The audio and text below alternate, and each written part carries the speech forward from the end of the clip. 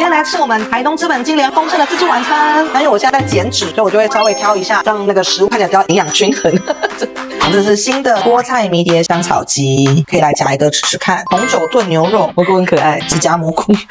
这是猪肋排，好像也可以吃看看。这是慢波鱼卷，用酸菜鱼的方式去做，最近很流行酸菜鱼。然后我自己很喜欢吃这个鬼头刀香肠，这边也有丰盛的素食区，特别适合像我这种蔬菜人。然后这边有几个是新菜色，有一些 salami 啊跟 cheese 这样子，跟姜慕斯比也很好吃。散寿司，然后有豆皮寿司，都是我们师傅自己做的。当然了，也会有一些海鲜，然后这就是海瓜子。因为最近季节的关系，它比较小一点点。早上的时候我就会用一个面包，配我们家自己的火龙果果酱跟芒果凤梨果酱，这超好吃的。甜品的话，大部分都是自己做的。这边呢还有一些烧麦跟我们卑南的阿拜，我要用餐喽。蘑菇看起来很可爱耶。好吃。但因为我现在在减脂，像鱼肉跟虾子就是优质蛋白质，人造食品尽量少吃，但偶尔还是想要来一个来解馋，因为它是对鱼香肠只有这边才有。